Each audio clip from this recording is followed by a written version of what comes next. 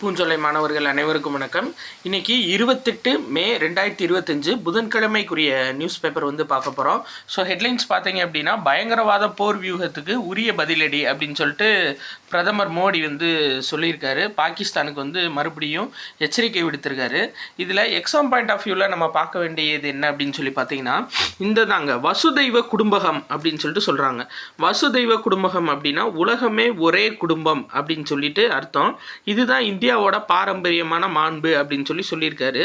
வெளிநாட்டில் நடக்கிற எல்லா மீட்டிங்லையும் இந்த இதை சொல்லிடுறாரு. சரியா, வசுதெய்வ குடும்பகம் அப்படின்னு சொல்லிட்டு. ஸோ மேபி கேட்கலாம், வசுதெய்வ குடும்பகம் அப்படின்னா என்ன அப்படின்னா உலகமே ஒரே குடும்பம் அப்படின்ற எண்ணம். சரிங்களா, சரி ரைட். அடுத்தது இந்த இது பாருங்கள்.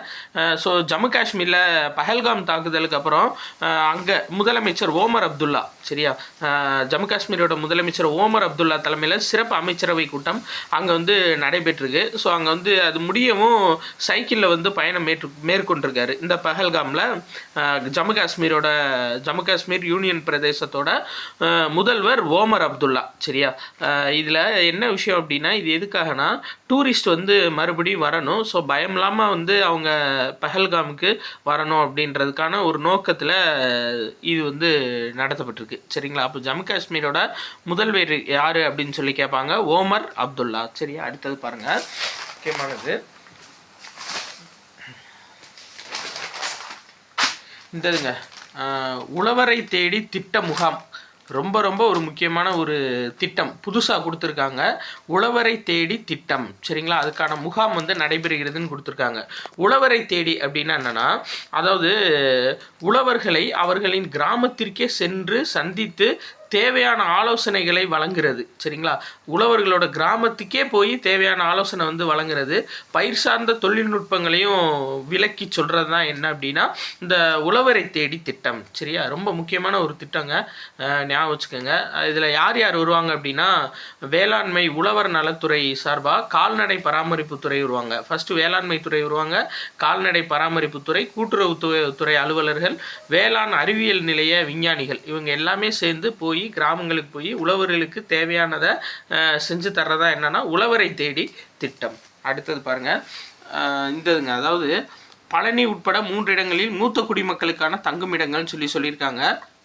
மூத்த குடிமக்களுக்கான தங்குமிடங்கள் எங்கெங்க அமைச்சிருக்காங்க அப்படின்னா, புதுசாக சென்னை, பழனி, திருநெல்வேலி இந்த 3 இடத்துலையும் அமைச்சிருக்காங்க. மேபி கேட்கலாம். சரியா, மூத்த குடிமக்களுக்கான தங்கும் இடங்கள் எங்கே அமைக்கப்பட்டது அப்படின்னா சென்னை, பழனி, திருநெல்வேலி இந்த 3 இடத்துலையும் அமைக்கப்பட்டிருக்கு. அடுத்தது இந்ததுங்க, என்ன அப்படின்னா முதல் பெண் பார்வை மாற்றுத்திறனாளியாக ஒரு பெண் ஓதுவார் நியமிக்கப்பட்டிருக்காங்க. சரிங்க, இப்போ அதாவது பெண் பார்வை மாற்றுத்திறனாளி ஓதுவாராக பணி நியமன ஆணை கொடுக்கப்பட்டிருக்கு. அவங்க யார் அப்படின்னா, அவங்க பேர் எஸ்எஸ் பிரியா வதனா. சரிங்களா, எஸ்எஸ் பிரியா வதனா. இவங்க தான் யாருன்னா முதல் பெண் பார்வை மாற்றுத்திறனாளி ஓதுவார். சரியா, நியமிக்கப்பட்டிருக்காங்க. ஓகேங்களா, இது ரொம்ப முக்கியம். மேபி எந்த கோயில்னு கேட்கலாம்.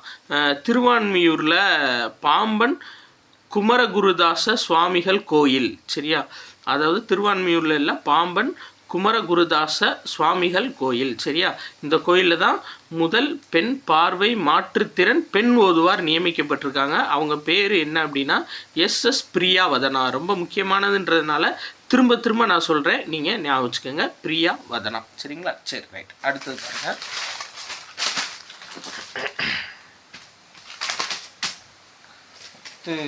ரொம்ப முக்கியமான நியூஸ் அப்படின்னா ஒரு சில தான் இன்றைக்கி இருக்குது. இந்தங்க, அதாவது பருவமழைக்கு முன்பாக முன்னெச்சரிக்கை நடவடிக்கைகள் மேற்கொள்ளணும் அப்படின்னு சொல்லியிருக்காங்க.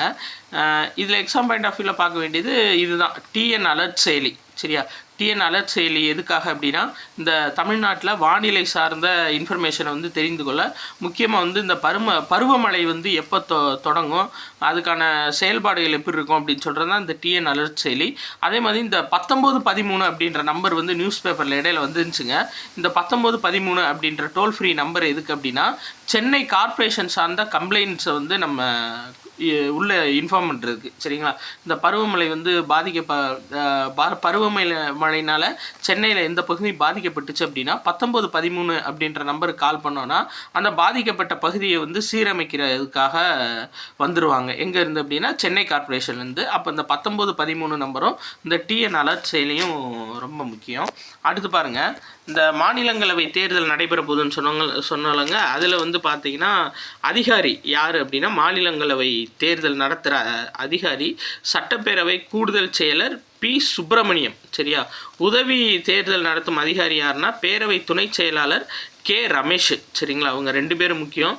ஸோ மேபி கேட்டால் கேட்கலாம். அதாவது என்னன்னா மாநிலங்களவை தேர்தல் நடத்தும் அதிகாரியாக தமிழகத்தில் நியமிக்கப்பட்டவர் யார் அப்படின்னு சொல்லி கேட்டாங்கன்னா பேரவை கூடுதல் செயலாளர் பி சுப்பிரமணியம். அடுத்தது இந்த பிஎஸ்எஃப் சார்ந்து ஒரு நியூஸ் கொடுத்துருக்காங்க. என்ன அப்படின்னா துணை கமாண்டன்ட் நேஹா பண்டாரி உட்பட நிறையா பேர் வந்து எல்லையில் பாதுகாப்பில் பெண்கள் ஈடுபட்டிருக்காங்க அப்படின்னு சொல்லி கொடுத்துருக்காங்க. சரிங்களா? அப்போ இந்த எல்லை பாதுகாப்பில் யார் தலைமையில் பெண்கள் வந்து பாதுகாப்பில் ஈடுபட்டிருக்காங்க அப்படின்னா துணை கமாண்டன்ட் நேஹா பண்டாரி. சரிங்களா? பிஎஸ்எஃப் பார்டர் செக்யூரிட்டி ஃபோர்ஸோட துணை கமாண்டன்ட் நேஹா பண்டாரி தலைமையில் உட்பட, சரிங்களா, நேஹா பண்டாரி உட்பட எல்லை பாதுகாப்பில் நிறையா பெண்கள் வந்து ஈடுபட்டிருக்காங்க அப்படின்னு சொல்லிட்டு பிஎஸ்எஃபோட ஐஜி சொல்லியிருக்காரு. ஸோ இந்தளவு கேட்பாங்களான்னு தெரில, இருந்தாலும் நீங்கள் ஞாபகம் வச்சுக்கோங்க. அடுத்து இந்த வக்பு சட்டம்ங்க எந்த ஆண்டு அப்படின்னா 1995. இதை ஞாபகம் வச்சுக்கோங்க. இதில் தான் வந்து மாற்றம் கொண்டு வந்துக்கிட்டே இருக்காங்க. சரிங்களா? அப்போது வக்பு சட்டம் எப்போன்னு கேட்பாங்க 1995. அடுத்து இந்த பாருங்கள், ரொம்ப முக்கியமானது 5th ஜென்ரேஷன் ஃப்ளைட்டு போர் விமானம் வந்து தயாரிக்க போகிறாங்க இந்தியா. சரிங்களா? இதுக்கு வந்து விமானப்படை ரொம்ப நாளாக கோரிக்கை வச்சுக்கிட்டே இருக்காங்க. இந்த 5th ஜென்ரேஷன் ஃப்ளைட்டு வந்து நீங்கள் பண்ணி கொடுக்கணும், கவர்மெண்ட் வந்து ஏர்ஃபோர்ஸ்க்காக பண்ணி கொடுக்கணும் அப்படின்னு சொல்லி கேட்டிருக்காங்க. ஸோ ஃபஸ்ட்டு டைம் வந்து அதுக்கான முன்னெடுப்பு எடுத்துட்டாங்க. ஸோ 5ஆம் தலைமுறை தொழில்நுட்பத்தில் மேம்படுத்தப்பட்ட நடுத்தர போர் விமானங்கள், அது பேர் என்ன சொல்கிறாங்க அப்படின்னா ஏஎம்சிஏன்னு சொல்கிறாங்கங்க. ஏஎம்சிஏனா அட்வான்ஸ்டு மீடியம் காம்பேக்ட் ஏர்க்ராஃப்ட். சரியா? ஏஎம்சிஏ அப்படின்னா இது கேட்கலாம் மேபி எக்ஸ்பிளனேஷனில். அட்வான்ஸ்டு மீடியம் காம்பேக்ட் ஏர்க்ராஃப்ட் யாரோட சேர்ந்து தயாரிக்க போகிறாங்க அப்படின்னா சிஐஐனா என்ன அப்படின்னு சொல்லி பார்த்தீங்கன்னா கான்ஃபெடரேஷன் ஆஃப் இந்தியன் இண்டஸ்ட்ரி, அதுதான் சிஐஐ. சரியா? இந்த கொடுத்துருப்பாங்க பாருங்கள். எம்சியுடன் சிஐஐ இணைந்து தயாரிக்கும் தற்சார்பு திட்டம். சரியா? ஆக்சுவலாக இந்த கம்பெனி என்னென்னா அதாவது அரசு சாரா அதே மாதிரி லாபம் இல்லா கம்பெனி. சரியா? அரசு சாராத கம்பெனி தான், ஆனால் லாபத்தை எதிர்பார்க்காம கவர்மெண்ட்டோட முன்னேற்றத்துக்காக இண்டஸ்ட்ரீஸ் ப்ளஸ் டிஃபென்ஸு எல்லாத்துக்குமே வந்து உதவி செய்யக்கூடிய ஒரு நிறுவனம் தான் இந்த சிஐஐ. ஸோ 5ஆம் தலைமுறை போர் விமானம் கூடிய விரைவில் இந்தியா தயாரிக்க போகிறாங்க. அது பேர் என்ன அப்படின்னா ஏஎம்சிஏ. சரியா? அதை ஞாபகம் வச்சுக்கோங்க. 15,000 கோடி வந்து இந்த திட்ட மதிப்பு வந்து போட்டிருக்காங்கங்க. நம்மளுக்கு அது தேவையில்ல, இதான் மெயின். அடுத்து பாருங்கள், இது ரொம்ப முக்கியமான ஒரு இதுங்க. என்னென்னா பதிவுத்துறை வரைவு மசோதா அப்படின்னு சொல்கிறாங்க. இந்த பதிவுத்துறை வரைவு மசோதா அப்படின்னா என்னன்னு சொல்லி பார்த்தீங்க அப்படின்னா இந்த பத்திரப்பதிவுத்துறை சட்டம் 1908 கொண்டு வந்திருக்காங்க. சரிங்களா? இந்தியாவில் பத்திரப்பதிவுத்துறை சட்டம் எப்போ அப்படின்னு கேட்டாங்கன்னா 1908. இதில் மாற்றம் கொண்டு வர போகிறாங்க.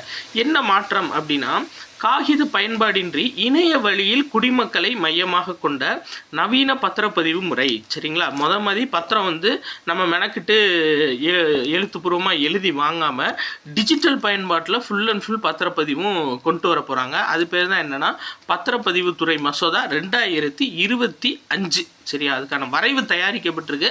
ஸோ கூடிய விரைவில் வந்துடும் அப்படின்ற மாதிரி சொல்லியிருக்காங்க. சரியா? அப்போ நம்ம எக்ஸாம் பாயிண்ட் ஆஃப் வியூவில் கேட்டால் பத்திரப்பதிவு சட்டம் எப்போ அப்படின்னா 1908.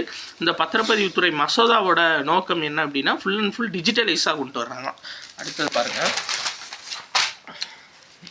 இந்த முக்கியங்க. என்ன அப்படின்னா அதாவது தென்கொரியாவில் வந்து ஆசிய தடகள சாம்பியன்ஷிப் போட்டி நடைபெறுது தென்கொரியாவில். அதில் 2 பேர் வந்து பார்த்திங்கன்னா முதல் நாளே தங்கம் வாங்கியிருக்காங்க. ஒருத்தர் யார் அப்படின்னு சொல்லி பார்த்தீங்கன்னா குல்வீர். சரிங்களா? குல்வீர் சிங் இந்த இருக்கார் பார்த்தீங்களா, குல்வீர் சிங். இவர் வந்து என்ன அப்படின்னா 10,000 மீட்டர் ரன்னிங்கில், சரியா, 10,000 மீட்டர் ஓட்டத்தில் குல்வீர் சிங் அப்படின்றவர் தங்கம் வாங்கியிருக்காரு. ரொம்ப முக்கியமானது 10,000 மீட்டர் ஓட்டத்தில் குல்வீர் சிங் வந்து தங்கம் வாங்கியிருக்காரு. எதில் அப்படின்னா ஆசிய தடகள சாம்பியன்ஷிப் போட்டி தென்கொரியாவில் நடைபெற்று வருது.